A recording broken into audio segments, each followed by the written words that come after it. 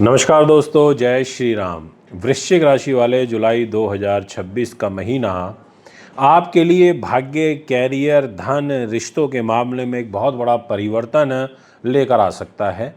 इस महीने ग्रहों के कुछ ऐसे योग बन रहे हैं जो एक लंबे समय से रुके हुए थे, या ये कहीं कि एक लंबे समय बाद ऐसे ग्रह बन रहे हैं जो आपके कार्यों को काफ़ी बड़ी गति प्रदान कर सकते हैं। लेकिन साथ ही कुछ मामले ऐसे भी होते हैं, देखिए, जिनमें हमें विशेष सावधानी तो रखने की आवश्यकता होती ही है, क्योंकि बिना सावधानी के काम नहीं चल सकता। टाइम अच्छा है, बहुत अच्छी बात है, पर उस टाइम को भी निकालना अच्छे से, वो भी बहुत बड़ी बात होती है। तो क्या जुलाई के महीने में आपकी जो किस्मत है उसका ताला खुलेगा? क्या नौकरी और व्यापार में आपको सफलता मिलेगी? क्या विदेश यात्रा, उच्च शिक्षा या नई शुरुआत के जो योग हैं वो बन रहे हैं? क्या प्रेम और वैवाहिक जीवन के अंदर आपकी खुशियाँ आएँगी? इन सभी विषयों के ऊपर आज आपसे काफ़ी डिटेल में डिस्कशन करूँगा। इसलिए आपसे निवेदन करूँगा कि वीडियो को पूरा सुनें, अंत तक सुनें। आखिर में आपको कुछ विशेष बताऊँगा, कुछ ऐसा बताऊँगा जो इस महीने का एक विशेष उपाय होगा, ऐसा शुभ समय होगा, और वह एक गलती भी आपको बताऊँगा जिससे वृश्चिक राशि वाले पूरे महीने नुकसान की तरफ जा सकते हैं। इसलिए कोशिश यही रहेगी कि ज़्यादा से ज़्यादा आपको प्रोटेक्ट करके चलें। और मैं मुंबई आ रहा हूँ 27, 28, 29 और 30 जून को। यदि आप कुंडली बनवाना चाहते हैं, दिखाना चाहते हैं, पूजा पाठ या रत्न रुद्राक्ष लेना चाहते हैं, तो संपर्क कर सकते हैं। अब सबसे पहले बात करते हैं कि इस महीने के सबसे मेन जो ट्रांजिट हैं वो कब कब हो रहे हैं। तो 4 तारीख को जो शुक्र ग्रह है वो सिंह राशि में ट्रांजिट करेंगे। 7 जुलाई को जो बुध है वो मिथुन राशि में वक्र चाल में गोचर करेंगे, यानी कि एक बार पुनः ये भद्र नाम का महापुरुष राजयोग बनेगा। और 15 जुलाई को सूर्यदेव कर्क राशि में प्रवेश कर जाएंगे। मंगल पूरे महीने भर वृषभ राशि में ही रहेंगे, और देवगुरु बृहस्पति पूरे महीने कर्क राशि में उच्च अवस्था में ही रहेंगे। और 23 जुलाई को बुध ग्रह मिथुन राशि में मार्गी होंगे। 26 जुलाई को शनि महाराज मीन राशि में वक्री हो जाएंगे, और राहु के और केतु का जो ट्रांजिट जिस राशि में है उसी राशि में देखने को मिलेगा। अब बात करते हैं आपके लिए सबसे इम्पॉर्टेंट, सबसे पहली बात, प्लीज़ इसको नोट कर लीजिए, मुख्य संकेत। जी हाँ, लिख लीजिए, मेन संकेत क्या हैं।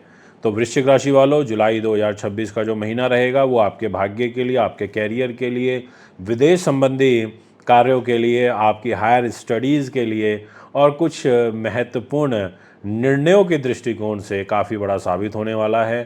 नवम भाव के अंदर, यानी कि जहाँ 4 नंबर लिखा है, वहाँ उच्च के जुपिटर का रहने का मतलब जानते हैं आप क्या होता है? 12 साल बाद ये योग बन रहा है, और जुपिटर यहाँ पर रहेगा, इतनी मजबूती आपको देगा। कई मामलों के अंदर ऐसे अप्रत्याशित जो सहयोग है वो आपको प्राप्त करा सकता है। बात करते हैं नौकरी की, और साथ में आपके कैरियर के मामले में ये महीना लिटरली काफ़ी महत्वपूर्ण आपके लिए साबित होगा, क्योंकि 10th हाउस जो होता है वो आपके कैरियर का होता है। और डिस्प्ले में जो कुंडली लगी हुई है, अगर उसको आप ध्यान से देखें तो जहाँ 5 नंबर लिखा है वो कैरियर का घर है, और वहाँ केतु बैठे हैं, और वहाँ पर ट्रांजिट कर जाएंगे 4 जुलाई को शुक्र भी उधर आकर के बैठ जाएंगे।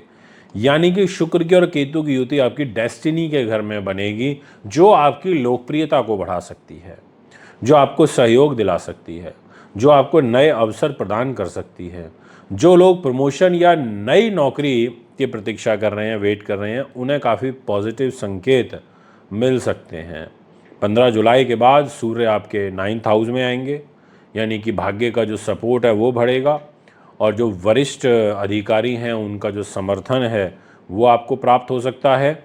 इसके अलावा मैं ये कहूँगा कि जो आपका फाइनेंस है, जो पैसा है, यानी कि जहाँ लिखा हुआ है 9 नंबर, वो आपका पैसे का घर है। तो जुपिटर ने कहा कि भैया मैं पैसा दूंगा, और जुपिटर उच्च हो गया है, तो आपको इससे बढ़िया क्या चाहिए कि जिसके पास पैसा है वो ही खुद उच्च होकर आपके भाग्य के घर में जाकर के बैठ गया। यानी कि जो आर्थिक अवसर है उनको बढ़ाने वाला ये समय रहेगा। पुराना जो फंसा हुआ पैसा है वो आपको मिलने की काफ़ी पॉसिबिलिटीज़ बनेंगी, और जो आपके बाहर के जो स्रोत हैं, विदेश से रिलेटेड जो आपके कार्यस्थल हैं, उनसे भी आपको काफ़ी अच्छा प्रॉफिट लाभ प्राप्त हो सकता है। बस देखिए, जो 8th हाउस होता है ना, जो अष्टम भाव है, वहाँ पर आपके बुध का ट्रांजिट हो जाएगा, और बुध ग्रह वहाँ पर 7 तारीख को आ जाएंगे। तो ऐसी स्थिति में बस थोड़ा सा निवेश और जो पार्टनरशिप होती है उसमें थोड़ा सावधानी बरतने की ज़रूरत पड़ेगी। अदरवाइज़ आपके लिए जो ग्रह गोचर है वो काफ़ी अच्छा है। अगर मैं बात करूं आपके बिजनेस की, आपके व्यापार निवेश की, तो मैं कहना चाहूँगा कि काफ़ी अच्छा रहेगा, उसमें किसी प्रकार की दिक्कत नहीं है। अगर आप glamour, beauty, film line, acting, art, अभिनय, संगीत, म्यूज़िक, इन चीज़ों से जुड़े हुए हैं तो आपके लिए बहुत अच्छा रहेगा। और इनफैक्ट अगर आप एक्सपोर्ट इंपोर्ट से जुड़े हुए कार्य भी करते हैं तो उसमें भी आपको प्रॉफिट मिलने की संभावनाएं काफ़ी दिखाई पड़ रही हैं। अब बात करते हैं आपके मान सम्मान की। बात करूंगा आपकी सामाजिक प्रतिष्ठा की। तो देखिए, आपके सामने एक डिस्प्ले में जहां 8 नंबर लिखा है वो आपके मान सम्मान का, आपकी प्रतिष्ठा का घर है। और वहाँ 8 नंबर का लॉर्ड होता है मंगल ग्रह। मंगल ने कहा देखो भैया मेरे पास है ये सब कुछ, और मंगल खुद आपके घर को देख रहा है। 2 नंबर राशि में बैठ करके आपके मान सम्मान को देख रहा है। तो मंगल ने क्या कहा कि मैं मान सम्मान भी दूंगा, मैं प्रतिष्ठा भी दूंगा, मैं समाज में आपकी प्रतिष्ठा को भी बढ़ाऊंगा। और गुरु खुद आपके ऊपर मेहरबान है क्योंकि वो आपके भाग्य के घर में बैठे हैं। यानी कि लोग जो हैं वो आपकी सराहना करेंगे। समाज में जो आपका सम्मान है वो आपका काफ़ी बढ़ सकता है। किसी काफ़ी महत्वपूर्ण व्यक्ति से मुलाकात आपके लिए काफ़ी लाभदायक साबित हो सकती है। और अगर मैं बात करूं परिवार की, मैं बात करूं आपके गृहस्थ जीवन की, तो नो डाउट परिवार के घर का लॉर्ड भी जुपिटर है, बहुत अच्छा है, काफ़ी सपोर्ट मिलेगा। बस एक दिक्कत है, वो मैं आपको बता देता हूँ कि राहु आपके 4th हाउस में बैठे हैं, यानी कि जहाँ 11 नंबर लिखा है इस डिस्प्ले की कुंडली में वहाँ बैठे हैं।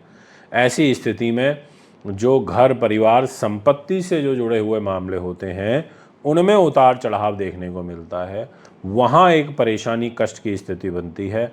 इसलिए थोड़ा प्रॉपर्टी, ज़मीन जायदाद खरीदते समय सावधानी बरतिएगा। राहु आपके 4th हाउस में है तो इसलिए प्रॉपर्टी रिलेटेड बात और मदर की हेल्थ, इसका आपको काफ़ी ज़्यादा ध्यान रखना चाहिए। अगर मैं बात करूं आपके प्रेम संबंध की, बात करूं आपकी लव लाइफ की, तो मैं ये कहना चाहूँगा कि 5th हाउस में आपके वक्री शनि बैठे हुए हैं, यानी कि जहां लिखा है 12 नंबर। तो ऐसी स्थिति में 27 तारीख को ये यहाँ पर वक्री होंगे जुलाई में, उससे पहले मार्गी ही रहेंगे। तो जो रिश्ते होते हैं, रिलेशनशिप होती है, उसमें एक सीरियसनेस देखने को मिलती है। पर हाँ, ये ज़रूर कहूँगा कि थोड़ा डिसीज़न वगैरह सोच समझ के करें, बड़े डिसीज़न बहुत योजनाबद्ध तरीके से करें, आनन फानन में जल्दबाजी में कोई कार्य ना करें। बच्चों की तरफ से आपको कुछ टेंशन तनाव यहाँ पर देखने को मिल सकता है। अगर मैरिज लाइफ की मैं बात करूँगा तो मंगलिक दोष बना हुआ है भाई, ये क्लियरली समझ लीजिए आप। इस मंगलिक दोष के कारण आपका जो गुस्सा है वो आपके जीवन साथी के ऊपर निकलेगा, यानी कि जहाँ 2 नंबर लिखा है वहाँ मंगल बैठे हैं, वो मैरिज का घर है। और धैर्य से ही काम लेने से ही आपके जो संबंध हैं वो बेटर होंगे। इसके अलावा मैं ये कहना चाहूँगा कि बिजनेस पार्टनर से भी आप गेन ले सकते हैं, बस थोड़ा सा पोलाइटली बिहेव करिएगा। और साथ में अगर मैं एजुकेशन की बात करूँ, मैं बात करूँ आपके कॉम्पिटिटिव एग्ज़ाम्स की, तो मैं ये कहना चाहूँगा मिला जुला सा रिज़ल्ट है, कोई बहुत बड़े व्यापक बदलाव तो नहीं है। पर हाँ, ये ज़रूर बोलूँगा कि जुपिटर जैसा ग्रह, ज्ञानवान ग्रह, आपके एजुकेशन और कॉम्पिटिटिव एग्ज़ाम्स के घर को देख रहा है, तो आपको विदेशों में लाभ, यानी कि विदेश में शिक्षा प्राप्त करने की योजना तो निश्चित तौर पर बनाएगा, इसमें कोई किंतु परंतु नहीं है। अच्छा उच्च के गुरु का लाभ आपको एजुकेशन में देखने को मिलेगा। देखिए, हेल्थ की जो लॉर्डशिप आ जाती है वो मंगल के पास है। मंगल ने कहा देखो भैया मेरे पास स्वास्थ्य है, और मंगल अग्नि तत्व कारक ग्रह है, वो आपको पेट में परेशानी क्रिएट करेगा, रक्तचाप की प्रॉब्लम दे सकता है, तनाव देगा, त्वचा संबंधी बीमारियां दे सकता है, चोट लगने की संभावनाएं बनी हुई हैं। तो इन चीज़ों का थोड़ा विशेष ध्यान रखें, यानी कि आप अपना एक्सरसाइज, योग, जो भी आपकी दिनचर्या है इसका थोड़ा सा पालन करें। अब बात करते हैं कि इस महीने आपको क्या सावधानियां रखनी चाहिए, क्योंकि ये एक ऐसा इम्पॉर्टेंट पॉइंट है जो हर व्यक्ति को पता होना चाहिए। तो मैं यही कहूँगा कि साझेदार के साथ सोच समझकर बात करें। मैं यही कहूँगा वाहन थोड़ा सा सावधानी से चलाएं। मैं यही कहूँगा कि पारिवारिक मामलों में धैर्य बना करके रखें। मैं यही कहूँगा कि स्वास्थ्य की अनदेखी बिल्कुल भी ना करें, गुस्से पर नियंत्रण रखें। इन बातों का आपको विशेष रूप से मैं कहना चाहूँगा ध्यान रखें। और अब बात करते हैं कि जुलाई 2026 का आपके लिए विशेष उपाय। मंगलवार को हनुमान चालीसा का पाठ आपको करना चाहिए, भगवान शिव का आपको अभिषेक करना चाहिए। आपको ओम नमः शिवाय का जाप ज़रूर करना चाहिए 108 बार। आपको मसूर की जो दाल होती है उसका दान करना चाहिए मंगलवार के दिन, और ज़रूरतमंद व्यक्ति की जो सहायता है वो आपको ज़रूर करनी चाहिए। और अब आती है सबसे बेहतरीन और शुभ बातें जो आप जानना चाहते हैं। पहले नंबर पर तो ये बोलूँगा कि भाग्य इस महीने आपका मजबूत हो रहा है, लिख लीजिए। दूसरे नंबर पे कहूँगा कि कैरियर में प्रगति हो रही है। तीसरे पे कहूँगा सम्मान और प्रतिष्ठा में वृद्धि हो रही है। तो चौथे में कहूँगा शिक्षा और प्रतियोगी परीक्षाओं में लाभ मिल रहा है। तो पाँचवें नंबर पर रुके हुए कार्यों को गति मिलेगी। इतनी सारी चीज़ें शुभ बातों की ओर इंगित कर रही है।